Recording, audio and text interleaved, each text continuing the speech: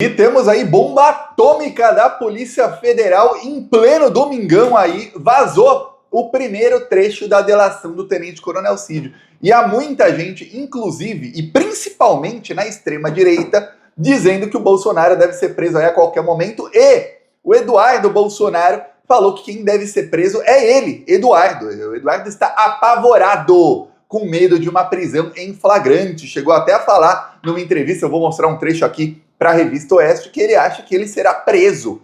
Tá ruim a coisa, muito ruim. Nós sabemos que quando chega aí quando chegam esses vazamentos à imprensa, é porque a Polícia Federal tá para agir, é porque alguma coisa grandiosa tá para acontecer. Da última vez que começaram a vazar coisas da investigação, o Tenente Coronel Cid foi preso e aí fez a sua delação. Depois começou a vazar coisa da investigação e foi preso o Silvinei Vasquez. Depois de meses, vazaram algumas coisas da investigação e aí foram presos o general Mário Fernandes e vários daqueles chamados Kids Pretos. Aí também teve vazamento e foi preso o Braga Neto. Então agora, no bolsonarismo, tem aí um pânico, porque não foi qualquer coisinha que vazou, não. Vazou todo o primeiro trecho, aí são 8 páginas no total, da primeira delação que o Tenente Coronel Cid fez. Vamos lembrar que depois daquele primeiro depoimento, ele prestou já no dia seguinte outro depoimento aí de 16 horas. No dia posterior, prestou outro depoimento, foram 4 depoimentos em 4 dias seguidos. Vazou só o primeiro.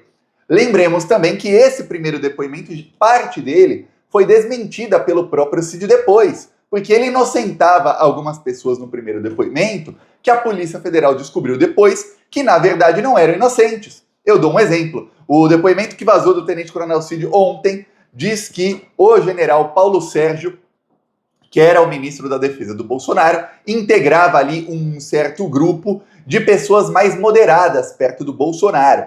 E diz que tinha um grupo de pessoas mais radicais. Esse grupo de radicais tinham o Heinz, que é senador aí e está no inquérito das milícias digitais sendo investigado, mas não foi indiciado por golpe de Estado. Tem o Eduardo Bolsonaro como um dos mais radicais, a Michele Bolsonaro, o Braga Neto e o general Mário Fernandes.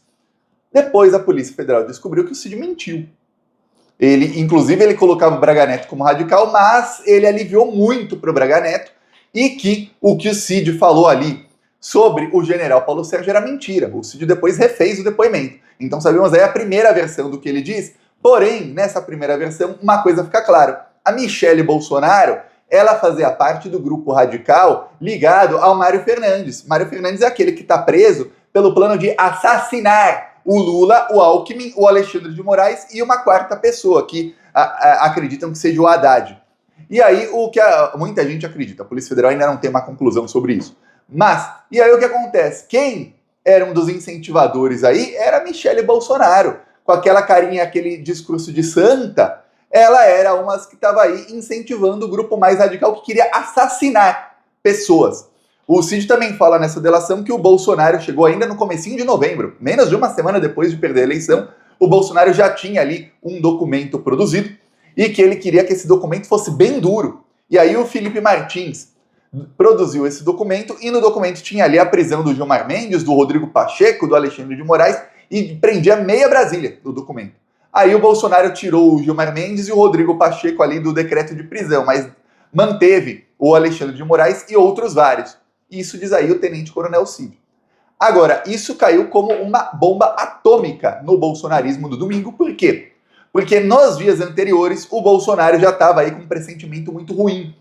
Vamos lembrar que na semana passada, ele na terça-feira, deu um dia após a posse do Trump, um dia após ser completamente ignorado pelo Donald Trump, o Bolsonaro, eu falei aqui, ele foi avisado pelos advogados que, ferrou.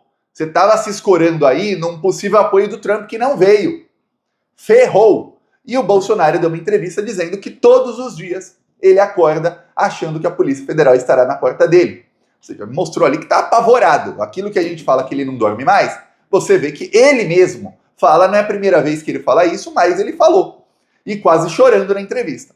Depois, ele deu uma segunda entrevista. Ele deu 4 entrevistas na semana passada. Hein? Ele deu uma segunda entrevista em que ele diz, olha, se eu pegar 30 anos de prisão, vai ter uma reação aí, com certeza, uma reação da comunidade internacional. Quer dizer, até 29 tá ok, 30 não. Ou seja, ele já está admitindo que vai preso e que o que mais está deixando ele preocupado é que ele pode pegar mais de 30 anos. Até 29 tá ok, mas 30 não. Pois bem, depois ele deu uma entrevista à CNN em que ele também fala ali que está com medo de ser preso. E deu essa entrevista aqui à Revista Oeste, em que em alguns trechos ele implora por anistia. Ele fala que as pessoas de esquerda deveriam olhar para os seus corações e dar anistia aí pelo dia 8 de janeiro. Aí você fala, pô, peraí, o cara tá implorando. Que nós...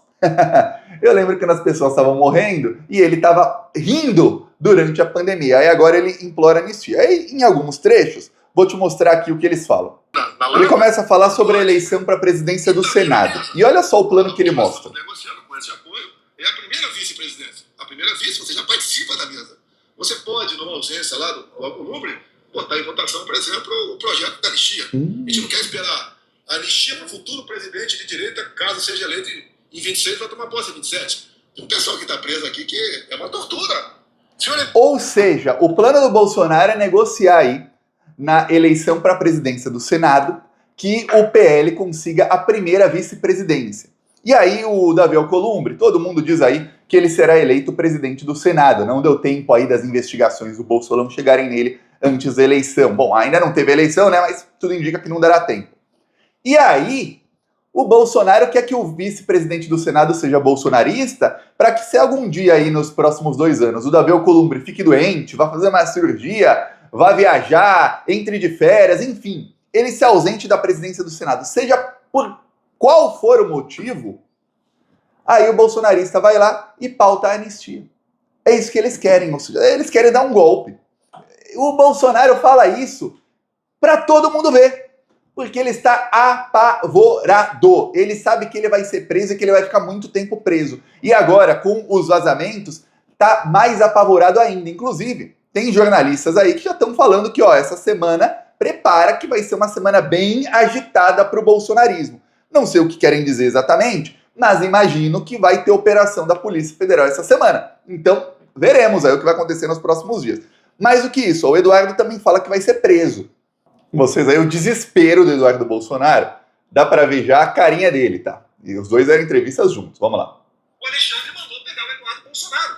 E na falta do que me condenar, eu levo isso aí como medalha de honra no meu peito.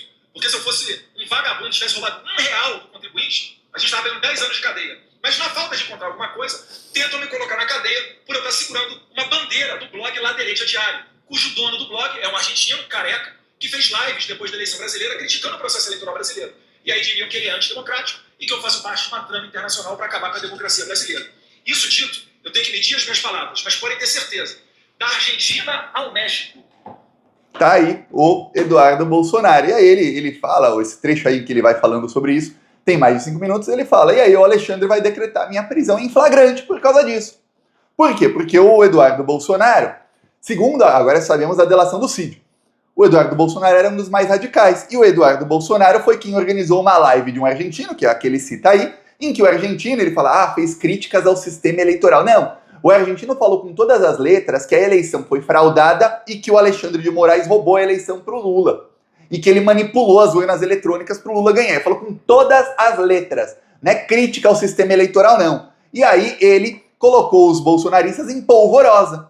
E nessa mesma live eles convocaram os bolsonaristas a continuarem na frente dos quartéis. Aí você fala, peraí, é uma live golpista. O Eduardo Bolsonaro não ter sido preso lá atrás já foi um erro. Pois bem, agora tá chegando a hora. E agora tem a delação do Cid mostrando o seguinte, olha, ele realmente era um dos mais radicais.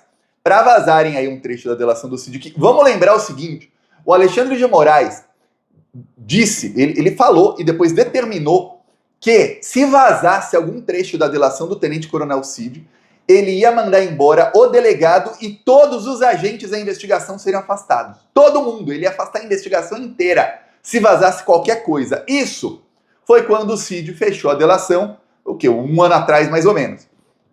Agora vazou. Alguém acha que o Alexandre de Moraes vai mandar todo mundo embora? Não, não vai, mas não vai mesmo. Por quê, Thiago? Porque agora era para vazar mesmo. Agora era para vazar por quê? Porque agora a Polícia Federal vai entrar numa nova fase, que é a fase de pegar os chefões, um atrás do outro. porque estavam esperando, e olha, eu falei, ó, vão esperar o Trump assumir? Pois bem, esperaram o Trump assumir e viram, ó, a tal da ajuda que o Bolsonaro achou que ia ter, não vai ter. Agora, tá liberado, podem ir para cima do Bolsonaro com tudo, ele que chore, porque ele vai ser completamente ignorado pelos Estados Unidos, que não estão nem aí para ele. É isso. Então agora, o cerco está se fechando, o advogado do Bolsonaro, o Fábio Weingarten, foi às redes sociais, falou que é um crime vazar esses vazamentos seletivos e tudo mais. Olha, eu lembro quando a Lava Jato usava de vazamentos seletivos contra o Lula, e eles todos aí, eles iam lá e comemoravam e tudo mais, e eram delações sem prova, que eram mentira. Delações, inclusive, a delação era escrita pelos procuradores da Lava Jato, e a pessoa assinava às vezes sem nem ler, porque senão a pessoa ia ficar presa eternamente, se não delatasse o Lula. E aí eles comemoravam. Aqui temos todas as provas. Tem lá o documento, a minuta golpista, tem ali todas as provas pelos celulares deles de que eles se reuniram no dia tal, no outro dia tal. Tem os depoimentos dos generais que já foram tornados públicos. Aí quando você pega o depoimento dos generais e você pega a delação do Cid, você fala, nossa, vai encaixando. A única parte que não encaixa é que o Cid, nesses primeiros depoimentos, ele estava aliviando por um monte de gente. É a única parte que não encaixava, só que a Polícia Federal foi encaixando direitinho e o Cid chegou até a ser preso, vai perder a delação. Não pense que o Cid não vai perder a delação, tá? Aliás, ele vai perder os benefícios da delação, a delação continua valendo. Por quê? Porque foi provado já que o Cid mentiu nesse primeiro depoimento.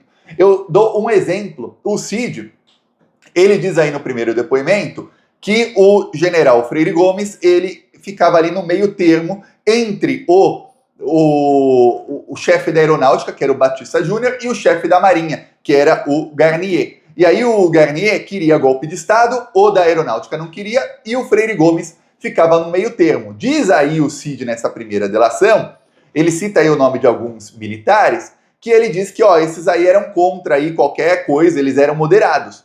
Entre eles o general Paulo Sérgio, que eu citei agora. Aí a Polícia Federal descobriu que não. Que esses aí que o Cid pintava como moderados não eram. E que ele um deles que ele disse que era radical, mas que não era tanto, era o Braga Neto.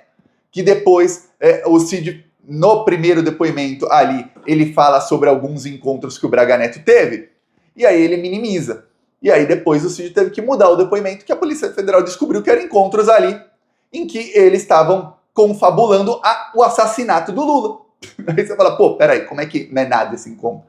Então, a situação aí do Cid também tá bem ruim, viu? Bem ruim. Quando tiver o julgamento, vamos julgar com certeza se vão manter ou não a delação dele, e todo mundo aposta que não será mantida aí o benefício da delação. O depoimento é mantido.